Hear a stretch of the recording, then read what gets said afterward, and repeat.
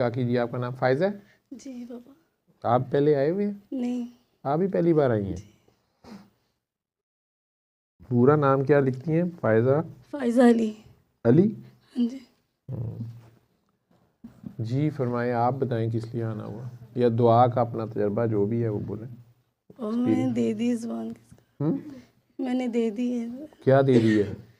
मैं बोली आखिर मेरी कमर का मसला था, मेरी हिप बोन टूटी हुई थी ना, तो मेरी जो राइट साइड थी, बचपन में मुझे चोट लगी थी, गिरी थी मैं। उस वक्त थोड़ा 2-3 माह जो थी ना, मैं बेड रेस्ट पे रही थी। फिर उसके बाद अब्बू ने ताकत के सिरप वगैरह पिलाए तो मैं वो ठीक हो गई थी। मेरी शादी हुई थी, शादी के बाद ना तकरीबन कोई 12 साल के बाद, मेरे 12 साल के बाद ना मेरे ना राइट साइड की तरफ ना दर्द निकला ही ना कमर में, और फिर वो पूरी टांग की तरफ जाती थी। वो 6-7-8 साल तक ना मैं ऐसे ही बर्दाश्त करती, समझती थी थकावट से हो जाता है, बच्चे हैं, घर का काम करने की वजह से वो बैठ बैठ के लेट लेट के करती रहती थी।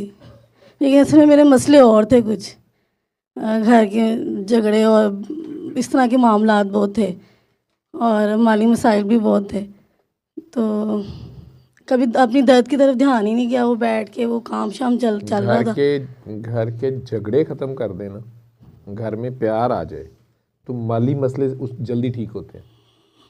ठीक है, ये हकीकत है, करके देख लो, माली मसले भी सीधे होने शुरू हो जाते हैं।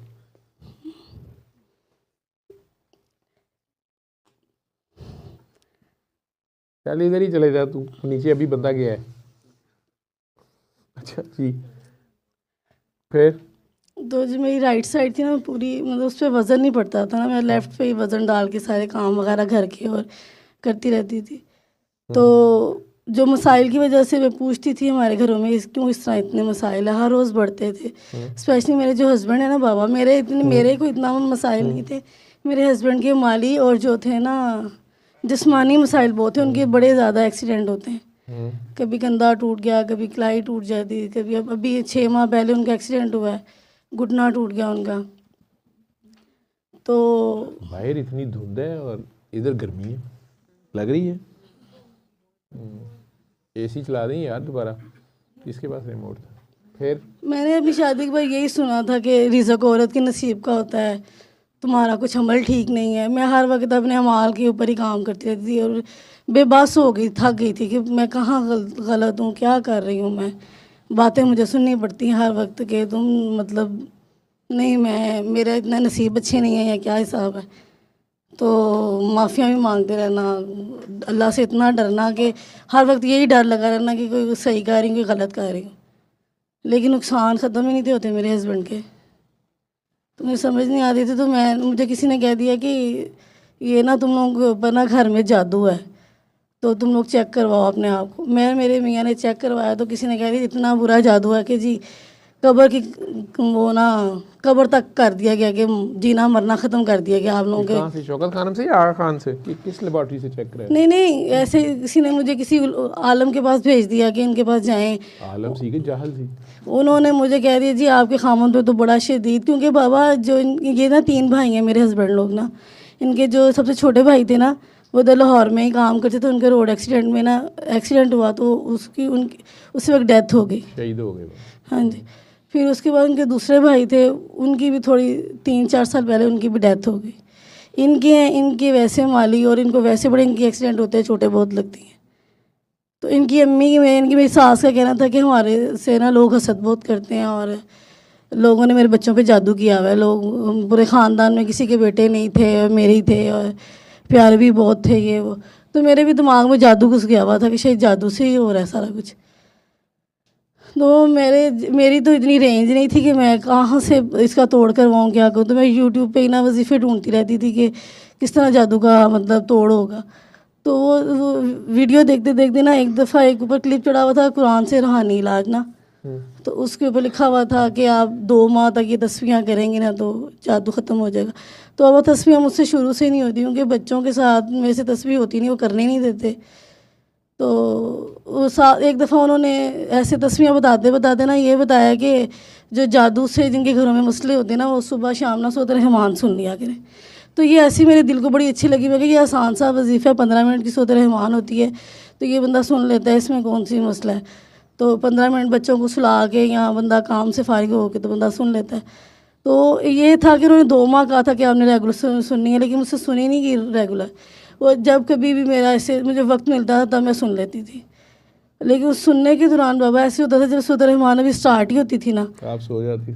मेरी बाबा आंखें बंद हो जाती थी खुद ब खुद, और मेरे पता नहीं आंखों से पानी और नाक से पानी कहाँ से निकलता मुझे नहीं कुछ पता, वो बहता जाता था और मुझे खुद भी भूल जाता था कि मैं कौन हूँ, मेरे बच्चे, अपना खामद, घर, मसले सारे जब तक सूरत रहमान चलनी है ना मुझे कुछ याद ही नहीं रहना, अपनी ज़ात भी भूल जाती थी कि मैं कौन हूँ। और मुझे ये भी नहीं पता होता था कि ये जो मेरे आंसू गिर रहे हैं उससे जो मेरे कपड़े गीले हो रहे हैं ना, ये उस मेरे आंसू मैं समझती थी, मैं वज़ू करके सुनती हूँ तो ये वज़ू का पानी है। एक तो मेरी बेटी ने वो घबरा गई ना मुझे देख के, तो कहती मामा आप जब कुरान सुनती हैं तो आपको क्या होता है, आपकी पानी नहीं आँखों से रुकता, तो मैं डर जाती हूँ।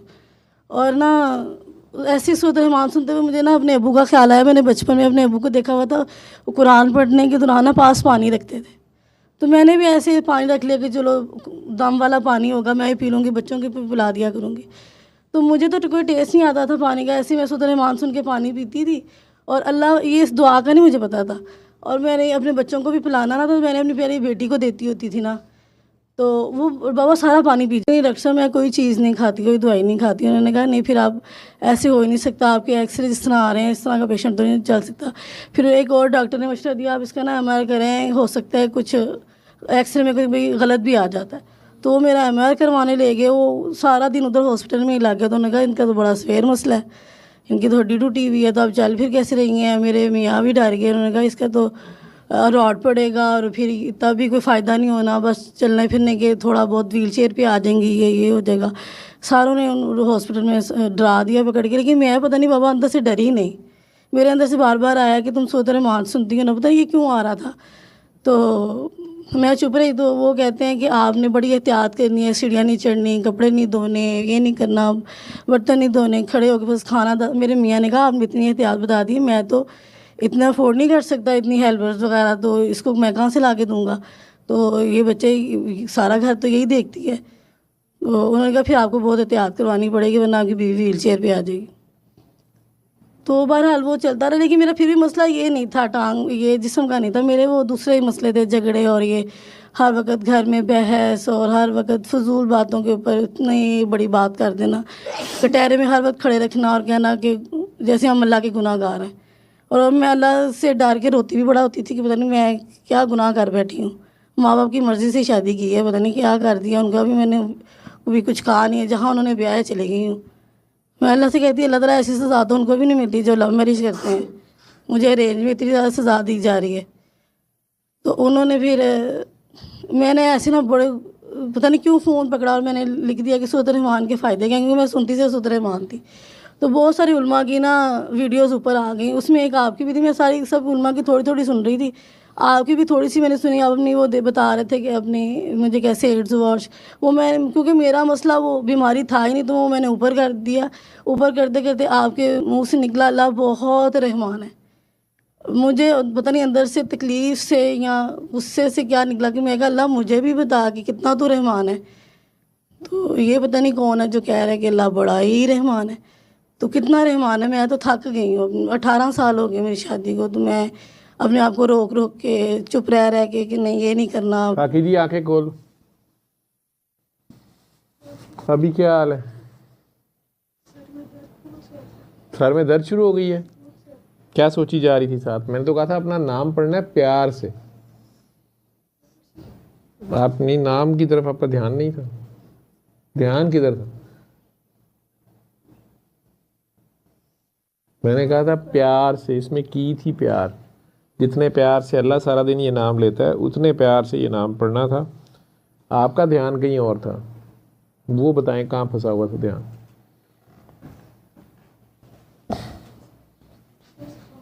हाँ जी,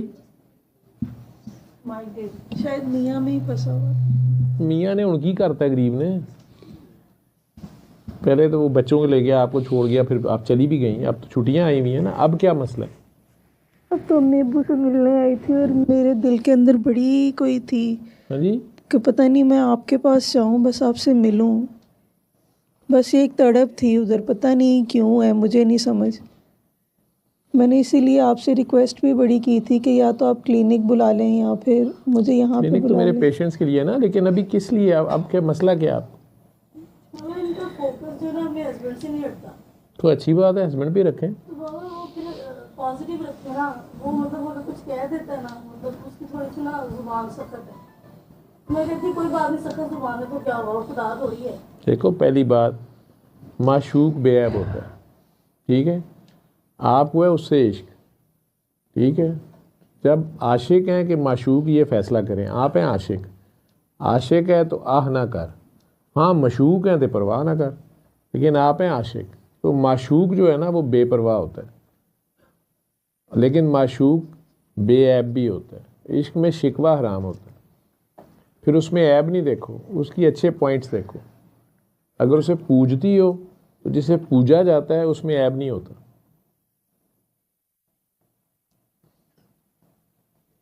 लेकिन किसी भी चीज़ को अल्लाह से ज़्यादा प्यार करोगी तो उसकी हकीकत खुल के सामने आ जाएगी, वो खुदा नहीं निकलेगा, वो बुत टूटना होता है आखिर में।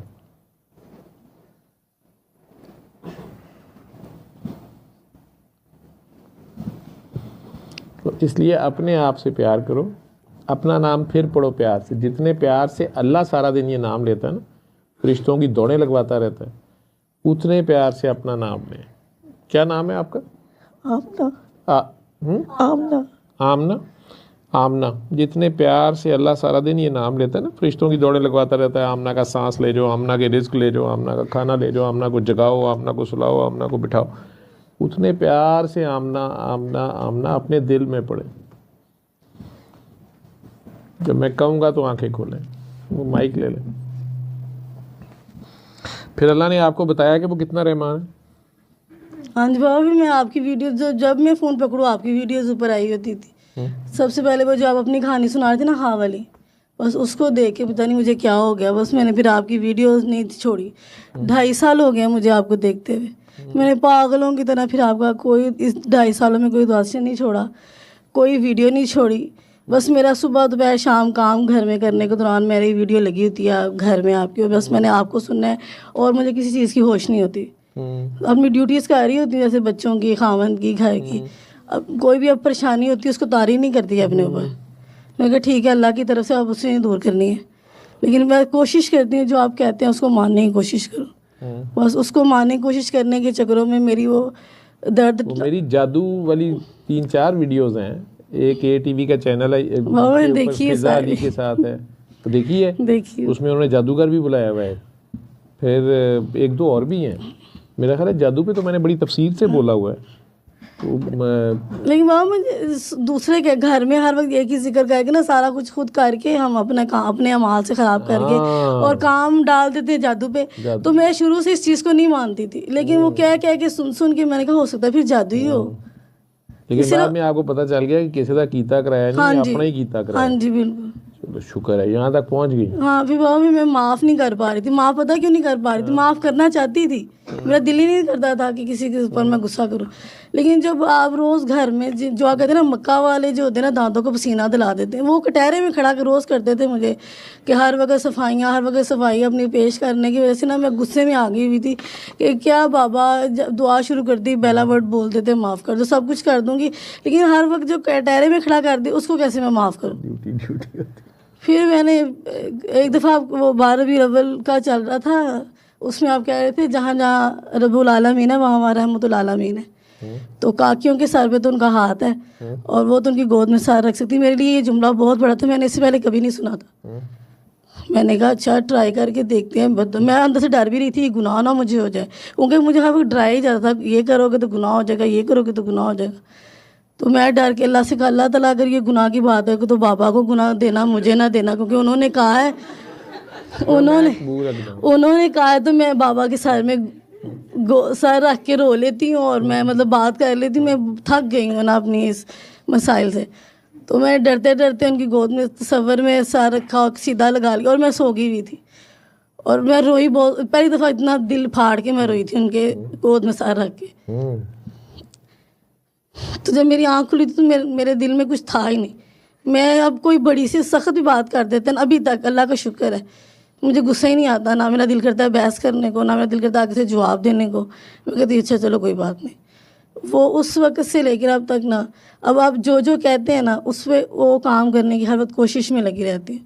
तो उससे मेरे बॉडी कैसे ठीक होगी मुझे खुद भी पता, कमर सीधी होगी, टांग का दर्द खुद ब खुद चला गया, सिर्फ पैरों में दर्द था ना, पैरों का दर्द नहीं जा रहा था मेरा, अल्लाह पानी भी करती थी। तो अभी 6 माह पहले मेरे हस्बैंड का एक्सीडेंट हुआ, उनका घुटना 4 जगह से टूट गया था। उससे 1 साल पहले उनको अटैक हुआ था दिल का। मैंने कभी आपकी वीडियोस मैंने बहुत देखी, लेकिन मैं आपको फ़ोन नहीं करती थी, बस दिल में सुबह से शाम तक वीडियोस देखनी और आपसे हर वक्त बातें करते रहना मैंने, बाबा ये बाबा वो, बस हर वक्त आपसे बातें। और ऐसे दिल में मुझे सुकून भी मिलता था आपसे बात करके।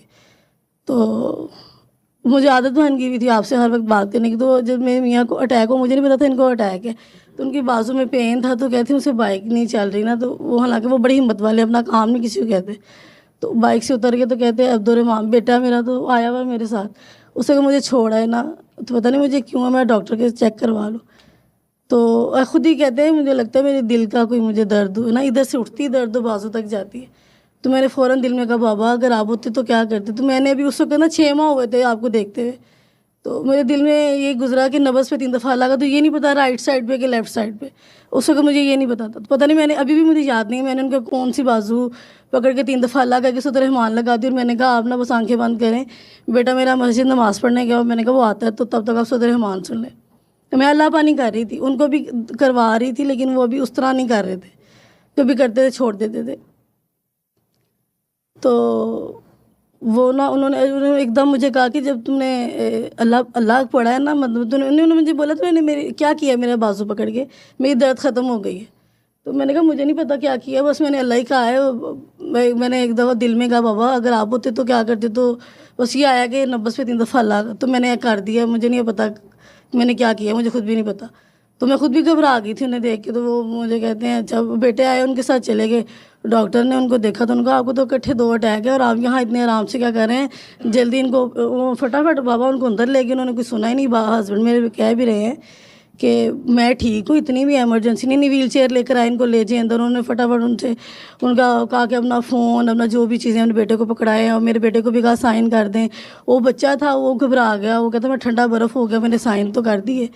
तो मैंने मुझे इसने फ़ोन करके कहा कि मामा कि इस तरह डॉक्टर ने, मैंने कहा बेटा बस जो भी डॉक्टर ने कहा मुझे नहीं पता क्या कहा है, पापा को क्या हुआ है, आपने बस पापा को कहना है कि आपने ना दिन में 3 दफ़ा अल्लाह पढ़ के ना पानी पी के चले जाए अंदर, आपने घबराना नहीं है। मुझे तो बस मैं बार बार मेरा ध्यान आपकी तरफ ही जाता था, अभी भी यही होता है घर में सारा दिन, बस मेरा ध्यान। आंखें खोल लो। अच्छा फिर वो 2 स्टार डाल दी और 2 दिन के बाद वो घर आ गई। मैं इतनी परेशान, मैंने कहा कि माँ पापा को बड़ा सवेरा अटैक था, 2 थे डॉक्टर ने बोला, तो लेकिन अल्लाह का शुक्र है ठीक ठाक आ गए वो। तो अभी 6 माह पहले उनका दोबारा एक्सीडेंट हुआ, उनका घुटना जो नहीं बाबा कह डॉक्टर ने ये बोला है कि जो प्याला होता है उसके ऊपर जो घुटना मूव नहीं करता, वो प्याला उनका 4 जगह से टूट गया और पट्ठा भी उनका कट गया। तो इन्होंने इस मेरे बेटे ने कहा कि मामा इस तरह बाबा का एक्सीडेंट हो गया, तो इस तरह वो पकड़ नहीं रहे केस, वो कह रहे हैं कि इनको तो स्टंट पड़े हुए हैं, दिल के पेशेंट हैं। लेकिन अल्लाह का शुक्र बाबा जब वो ये दिल वाला हुआ था ना प्रॉब्लम उन्हें, उसके बाद फिर उन्होंने मेरी ये दुआ वाली पहले बात नहीं मानते थे, फिर उन्होंने मानी, फिर सूरत रहमान सुनी, डूब के अल्लाह पानी करते थे, कहते थे पता नहीं उनका पानी कड़वा बहुत आता था, माफ़ नहीं करते। तो मैंने ना ऐसे ही आपको कहा दिल में बाबा इनका पानी इतना कड़वा क्यों आ रहा है, मुझे समझ नहीं आ रही। तो ऐसे आपने मुझे बोला है एकदम कि इसको इनको कहा करो अपने मुँह पर ना पानी के छिटे मारा करें। अब मैं कहूँ पानी के छिटे मारने से क्या मतलब, अब मुझे समझ ना आए। मैंने कहा बाबा ने कहा पानी, मुझे दिल में आया कि बाबा कह रहे पानी के छिटे मारो अपने मुंह पे, तो वज़ू नहीं पता नहीं वो ठीक करते क्या, मुझे अब समझ ही नहीं आ रही छिटे का।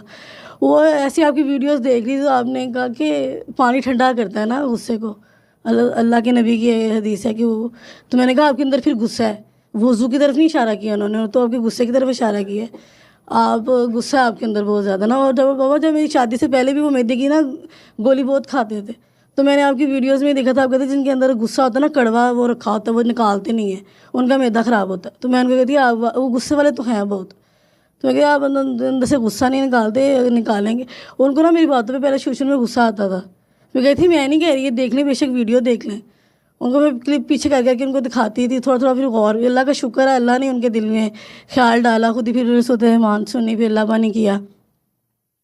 एक दिन मुझे खुद ही कहते हैं अल्लाह अल्लाह का शुक्र है अब घर में कोई, हम अल्लाह पानी के में से कोई, मैं वीडियोस देखना नहीं भूलती, वो अल्लाह पानी छोड़ते नहीं है, मुझसे पानी कभी कभी स्किप हो जाता है, उनसे नहीं होता। वो डूब के पानी पीने शुरू हो गया, पानी 6 माह तो उनका कड़वा है। फिर मैंने उनको ये कहा, मैं कहा बस अपना दिल छोटा ना करें, बस करते रहे पानी, अल्लाह बस अपना दिल साफ़ करते रहे, एक दिन हो जाएगा। फिर मैंने उनको भी कसीदा बुर्दा शरीफ सुना दी। मैंने कहा जब से मैंने कसीदा बुर्दा शरीफ सुना है ना, तो मेरे दिल, मुझे गुस्सा ही नहीं आता, तो आप भी ये सुन। उन्होंने फिर सुना, उन्होंने भी, तो फिर मुझे एक दिन खुद ही कहते हैं मेरे से ना दिल की दवाई खाई नहीं जाती, तो मेरी तबीयत ख़राब हो जाती। तो मैंने कहा आप ना खाएं, छोड़ दें। बाबा के पास भी इतने पेशेंट आते हैं, वो कहते हैं हम नहीं दवाई खा रहे। बाबा कहते हैं ठीक है मौज हो गई है, तो फिर आपकी भी मौज हो गई होगी, छोड़ दें, ना खाएं दवाई। तो फिर उन्होंने दवाई खाना छोड़ दी। तो खुद कहते हैं तो स्टंटा पहिया से उसको एस्प्रीन और वो खिलाती रहे कोलेस्ट्रॉल की गोली, स्टेंट्स डली हुई है ना, हाँ जी तो एस्प्रीन और कोलेस्ट्रॉल की गोली तो देती रहे ना।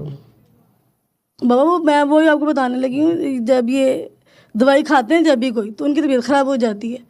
तो मैंने फिर कहा छोड़ दे, तो जब उन्होंने छोड़ दिया ना बाबा, अब जब 6 माह पहले उनका एक्सीडेंट हुआ है ना, अभी घुटना टूटा है, तो डॉक्टर पकड़ नहीं रहे थे उनका केस। वो कहते हैं आपको दिल के पेशेंट है, आपका नहीं, हम नहीं करना ऑपरेट। तो उन्होंने उनकी ECG की, तो बाबा वो तो इतनी अच्छी आई उसकी रिपोर्ट, तो कहते हैं आपको दवाई, जैसे अभी आपने दवाई का नाम लिया ना, तो उन्होंने कहा आप ये खाते हैं दवाई, तो उन्होंने कहा नहीं मैं तो कोई दवाई खाते ही नहीं हूँ। मैं, उन्होंने ऐसे सूरत रहमान का और अल्लाह पानी का बताया, वो डॉक्टर ने इतना तवज्जो नहीं दी कि पता नहीं ये क्या बात है। तो उन्होंने कहा नहीं नहीं आप कोई गोली खाते हैं, आपके 2 स्टंट पड़े हुए, आपका दिल इतना अच्छा। उन्होंने कहा नहीं रिपोर्ट ख़राब होगी, दोबारा उन्होंने ECG की, वो कहते हैं आपका दिल इतना ऐसे मजबूत आ रहा है जैसे 35-40 साल का जवान आदमी होता है। 50 से 60% उसकी भी आ रही थी, और मुझे नहीं पता डॉक्टरी ज़बान में इसको क्या कहते हैं। वो कहते, फिर उन्होंने तीसरी दफ़ा फिर ECG की उनकी, उन्होंने कहा इतनी दफ़ा तो गलत नहीं आ सकती, इनका तो दिल ऐसे ताकतवर है पूरा, ये तो फिर इनका करते हैं ऑपरेट कर लेते हैं। फिर इधर ही पहले वो कर नहीं रहे थे, क्या लाहौर ले जाने, तो फिर उनको ऑपरेट करने के अंदर ले गए। उनका अपनी हड्डी इतनी बुरी तरह से तोड़ दी है कि ये ऑपरेट पता नहीं होना है कि नहीं होना। चले हम, मैंने इनको यही कहा, इनको जाते हुए मैंने कहा आपने डॉक्टर की बात पे घबराना नहीं, बात सुन, आपने ध्यान अपने अल्लाह पे ही रखना है, आपने बस अल्लाह पानी करके चले जाए अंदर, अल्लाह खैर करेगा। वो दुआ करके चले गए अंदर, उनका ऑपरेट 4-5 घंटे में हुआ बाबा। तो डॉक्टर खुद बड़े हैरान थे कि ऑपरेट बड़ा अच्छा हो गया, बड़े हुआ तो मुश्किल से, लेकिन चलो हो गया है, हड्डी जुड़ गई, और साथ उन्होंने यही बताया पट्ठा कट गया है, साल की अपनी टांग पे खड़े नहीं हो सकते। तो मैंने इनको कहा अब चले ना, थोड़ा घबराए हुए थे कि बच्चे हैं और छोटे हैं कि मैं जॉब पे नहीं जाऊंगा तो क्या होगा। मैं कहा अच्छा जब वो परेशानी डालता है ना तो वही काटता है, आपने घबराना नहीं है, कुछ नहीं होता, आप बस डूब के अल्लाह पानी करते रहे। क्योंकि मैं आपको बाबा देखती हूँ ना, तो आपको इतने सवेर मसले भी आते हैं, तो आप उनको यही बताते हैं, बस अल्लाह बताते हैं। तो मैं उनका हाल हो, मैं कहा फिर हम क्यों इधर उधर भागें, ठीक है हम भी अल्लाह पानी करते हैं। लेकिन मैंने बाबा कभी आपको फ़ोन नहीं किया, बस आपकी वीडियो से मुझे फ़ौरन मुझे जवाब मिल जाता है, या दिल मेरा मुतमईन हो जाता है। तो मैंने इसी कभी आपको फ़ोन भी नहीं इतने किए, ना कभी मैंने कहा था कि मैंने मतलब ज़िद नहीं कभी की कि आप हमेशा डांट, जब मेरा दिल में आना ना मैं अभी दुआसिन में जाना है, उसी दिन आप कह रहे थे इधर आने की किसी को ज़रूरत नहीं है। मैं कहा बाबा पहले ही मना कर देते तो मैं कैसे जाऊँ, मैंने कभी फ़ोन ही भी नहीं किया। एक दफ़ा फिर मैं एक दफ़ा ऐसे ना ब्रेक थी, तो सैयद बाबा की तस्वीर आ रही थी, मैंने बाबा को बोला देखिए बाबा ख़ुद तो आपको छोड़ते नहीं हैं, आपकी तस्वीर हर जगह आपने साथ रखी हुई है और हमें मिलने नहीं देते अपने साथ, हमारे भी तो वो मुर्शिद है ना। तो मैं शिकायत तो नहीं कर रही बाबा, मुझे अपने बाबा पसंद ही बहुत है, मैं शिकायत नहीं कर रही, लेकिन ऐसे ही कह रही हूँ कि मैं जब भी नियत दुआ की करती हूँ बाबा उसी दिन इतनी दुआ में इतने गुस्से से कह रहे होते हैं इधर आने की कोई ज़रूरत नहीं किसी को। तो मैं फिर डर जाती हूँ, मैं कहती हूँ उनकी बात ना मानना भी बुरी बात है, जब मानना है उनको तो फिर उनकी बात भी पूरी मानो। फिर मैं चुप कर जाती थी। तो फिर मैं अपनी मियाँ ना बाबा जब टाँग की भी वो दवाई खाते थे, डॉक्टर्स ने काफ़ी दवाइयाँ लिख के दी थी, फिर उनकी बाबा दवाई खा के तबीयत ख़राब होती थी कि मैं आपसे जुड़ी हुई हूँ, और मैं इसको बार बार ये दुआ बताती थी, आपकी वीडियो सेंड करती थी तो आसानी हो जाएगी। ये करती थी, कहती मैं सब कुछ करती हूँ लेकिन मुझे चैन नहीं आ रहा, चैन नहीं। खुद नेक है ना ज़्यादा, तो वो नेक लोग जो होते हैं वो तो किसी को नहीं खातर मिलाते। तो फिर नहीं बाबा अच्छी बहुत है मेरे साथ, तो इसकी इससे बड़ी नेकी क्या हो सकती है। इसने ज़िद की आपके साथ कि मैंने आना है, तो ये कह रही है तुम मेरे साथ। मैं कहा मुझे तो अल्लाह नहीं बुला लिया, मैंने तो बाबा से कभी ज़िद ही नहीं की, तो मैंने जाना, मैं खुद डरी हुई थी। मैंने कहा मैं तो कभी उनसे कहा ही, मुझे डर लगता है, वो डांटते हैं कि इधर आना ही नहीं है, क्या जरूरत है आने की। तो मैं कहा चलो चलती हूँ, अब अल्लाह ने बुलाया, लोकेशन भी आ गई, इससे मौज वाली कौन सी बात हो सकती है, चलते हैं, जो होगा देखा जाएगा, डांट पड़ेगी थोड़ी सी खा लेंगे। कहती है, मैं कहती बाबा को मैं बोलूँगी कि बाबा आप कहते हैं जिसने आना आए, मैं मना नहीं करता, लेकिन अगर जिसने ये सोच के आना है कि डॉक्टर जावेद को जो मिलेगा उसको शिफा होगी तो फिर वो मैं डांटता हूँ उसको। नहीं कि मैं मुझे तो शिफा घर बैठी होगी है, मैं तो सिर्फ बाबा को सलूट मारने जाऊँगी बस। चलो माशाल्लाह।